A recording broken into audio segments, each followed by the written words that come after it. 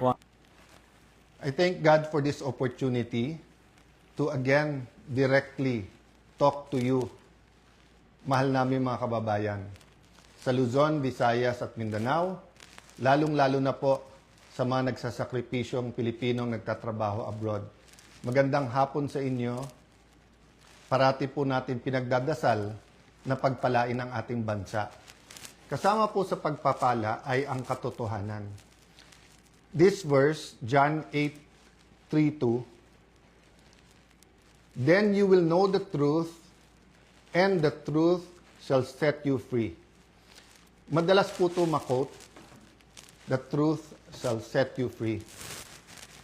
Yan po ay pwedeng gamitin sa spiritual, sa religious. It's a biblical principle, but it is also applicable to everyday life. For example, yung isang addict sa sugal man, sa drugs, pag hindi niya inamin sa sarili niya yung katotohanan na ako'y addict, na siya'y addicted sa drugs, for example, hindi siya masaset free. Hindi magkakaroon ng pagbabago. Lies continue to enslave us. Truth set us free. So today, I'm here to tell you some fundamental truths about what is happening in the Senate and in our country. Let me start with the May 11 change in leadership and also on the walkout by the minority. In both cases, may objective. Nung May 11, kaya pala nandun yung NBI, kaya pala pinapasok nung mga nasa majority noon at nasa minority ngayon, ayaw nila magkaroon ng palitan ng leadership. Ang sinabi nila na hindi katotohanan ay dahil daw to sa impeachment.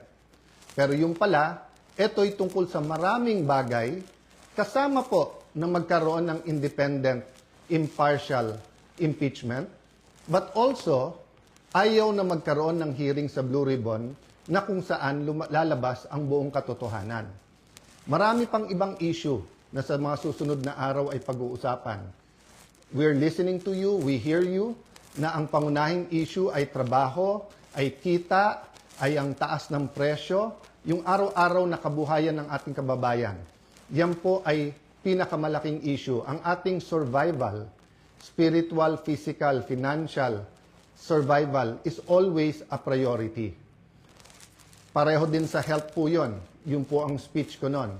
Na ang ating spiritual health, physical health, mental health, financial health ay napaka-importante at dapat we look at the bigger picture. Pero tignan nyo po, para siguraduhin na mapagsilbihan kayo ng bagong majority, we want to make sure that kahit anong gawin ng outside forces, maging administrasyon o yung 11, nandyan yung 13 or at the very least 12 para yung sinasabing subukan naman natin ito. Masubukan nyo kung anong madideliver namin sa inyo. Ang problema, for the last 3 weeks, walang ginawa. Kung hindi takutin kami, i-twist ang aming arm, operan ng kung ano-ano, para lumipat sa kanila. I'll go back to that later on. What's my point? You want an independent Senate. Our Constitution provides for the separation of power. Bakit separate? Because they are interdependent, but they are independent. Ibig sabihin po, one cannot survive without the other. Hindi naman po pwedeng walang judiciary. Hindi pwedeng walang executive department. Pero hindi naman po pwede po na executive department lang at puppets lang po ang nasa judiciary or in this case, the legislature. So nung nag-walk out po sila, ano sabi nila? Na utakan ang majority, na gamit ang rules ng minority. Ang sabi nila, master ang play ni Senator Tito Sotto dahil alam niya yung rules. Ayaw po nila na magkaroon ng online dahil sa bibig na rin nilang nanggaling. Sabi nga nila, ang isda sa bibig ng gagaling, may ikukulong daw. Bakit nila alam yung timing sa kulong? Sinabi ni Senator Jinggoy, hindi lang ngayon nangyari sa kanya yan, since February. Wala na daw kaso, pag siya po ay sumunod sa kanila. In this case, lumipat. So sabi ni Senator Jinggoy, sa susunod na kabanata na lang, sasabihin niya po or sa kanya niya sasabihin kung ano ebidensya niya kung sino-sino. Hindi hearsay sa akin to dahil napakinggan ko yung ilan nilang conversation. So alam ko for a fact na totoo na binabargain ang kanyang kaso, mabalik lang ang majority sa ngayon na 11 o minority. Kaya parati ko inuulit-ulit, huwag kayong magpa-11 sa 11. Sabi nila ngayon, paano na yan? 11-11 na. So isi-simplify ko po ha. Ito po yung main message ko ngayon. Isi-simplify ko po ha. Main message na nakaugnay sa truth. Truth, nag-walk out sila dahil ayaw po nila na makaboto yung ilan naming mga kasama. Yun po, sa kanila mismo nanggaling yon. Objective ng walkout nila, sila ang maging majority. So ngayon naman po na walang quorum at walang session yesterday and today, may kasamang mga protesta yon. Protest against a puppet Senate na gusto nila. But it is also a parliamentary tool to ensure na tuloy ang Blue Ribbon hearing sa Thursday. Ulitin ko po ha, ginamit nila yung parliamentary tool na walk out para po hindi matuloy ang pag-change ng rules. So ngayon po ang majority, ginagamit din po ang rules sa tama, morally, legally, to ensure na hindi agawin ang mga committees para po matuloy ang hearing ng Blue Ribbon sa Thursday at ang iba't iba pang mga importanteng hearing sa bawat committee. Yes, you heard me right. Sa kanilang official or unofficial spokespersons, no? Meaning sila mismo or yung mga avatar nila or yung mga vloggers, formal, informal, PR spokesperson ang nagsabi na sa 11-11, umabsent lang yung isa, mag-abstain lang yung isa, they can move. Sabi po sa isang pahayag o isang vlog at sa iba pong mga news reports, di ba? Pwedeng maging lame duck Senate President, si Alan Cayetano. Taga-Taguig at Pateros po kami. Kahit lame duck, lumalaban pa rin. No? So, alam po namin plano nila. Ang plano nila, abangan, tanggalin ang mga committee sa legitimate majority. Why do I say legitimate majority? In a completely independent Senate, 13 is 13. Kahit nasa abroad, kahit fugitive, kahit na nakakulong. In a democracy, you cannot say, I love democracy. Tapos pag minority ka, gusto mo, ikaw masunod. Pag minority ka, you have a moral influence to try to influence the majority. But you cannot supplant your decision for the decision of the majority. We have the majority. 13 elected senators out of 24. Actually, 14 kami na pressure nila yung isa. In the future, I can show you paano siya tinakot and I can show you kasama talaga namin. Ang problema nga tinakot at ang pagpihit ngayon pagkakulong ni Senator Jinggoy ay ginagamit nilang panakot sa iba. Don't get me wrong, ha? I'm not blaming the Sandigan Bayan or the law or legal processes. I'm saying later on it will be revealed that they abused the Blue Ribbon Committee. They abused, di ba, yung paggamit sa investigation ng DOJ at Ombudsman. I won't go there right now because I want everyone to fully understand the situation. The situation now is that we want an independent impeachment. Magaganap po yan. Walang mga scheme, sinister plot. Basta kung anong ebidensya, lalabas yung ebidensya, and I will correct kung totoo yung reports about one senator na pag sila daw majority, malalatag nila ebidensya. Hindi po. Ang prosecution dapat ang lumatag ng ebidensya nila to convict. Ang defense ang dapat lumatag ng ebidensya nila para ma-acquit.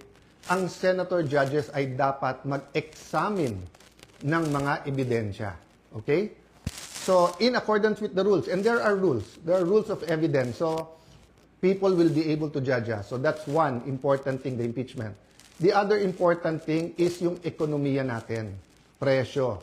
So in the next few days, we will be announcing to you the hard work that we're going to do in the different committees to help address inflation, to help address ang problema sa production sa agriculture, to help address yung mga walang pera sa pagpapagamot. After summer, pasukan. To help address the problems of K-12, to help address the problem ng mga gustong mag-aral, hindi makapag-aral.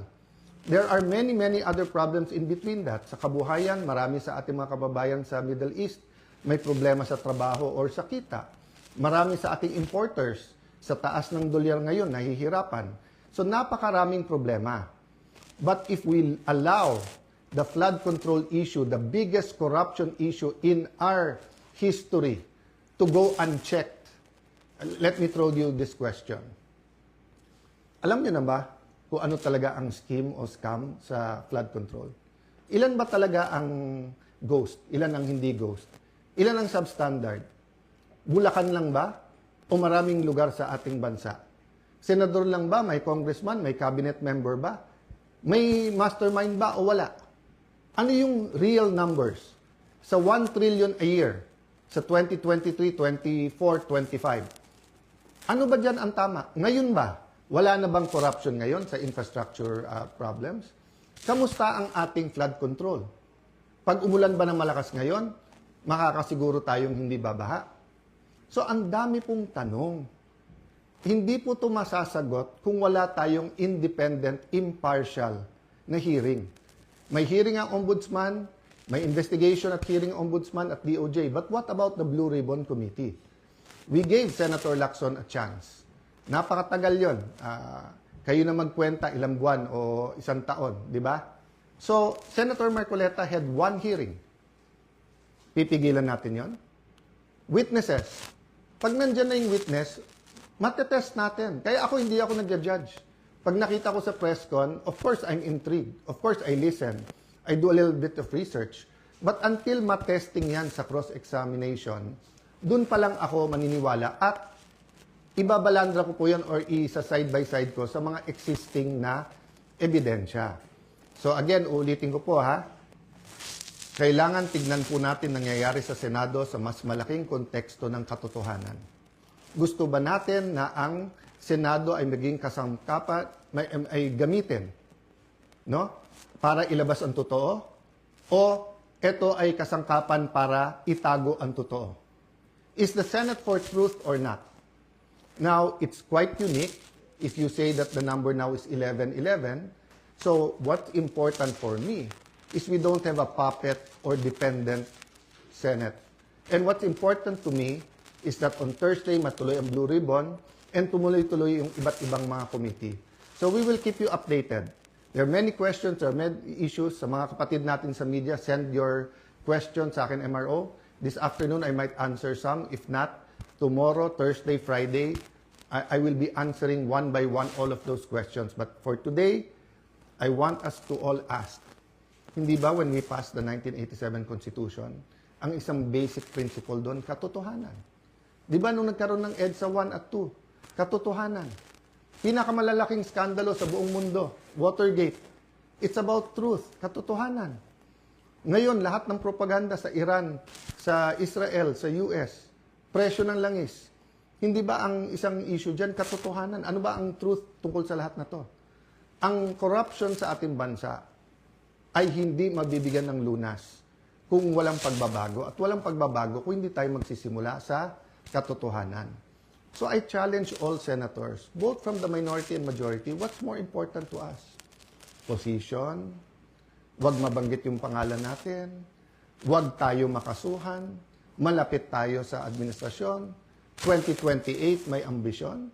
If you say you love the country, then why not fight for it? And you know, you may say a lot of things about Senator Jinggoy. You may talk about his past. But I will reiterate, I am a witness. Narinig ko yung mga offer sa kanya. Wala ka ng kaso, wag ka lang kakalas. Nung una, wag ka sumama dyan kay Senator Loren. Ngayon naman, pumalas ka at join the minority. The minority senators knows this. So stop lying. You know this. Some of you are using it in talking to us. O, sabi ko naman sa inyo, no? Pumili tayo ng 13, I'm ready to go anytime, any day. Basta't may 13 na. Show me 13, wala nang problema. Ang pakiusap ko lang, let that be 13 that are fighting for the truth. So that the truth can finally set, the truth can finally set all Filipinos free. God bless you. God bless the Philippines.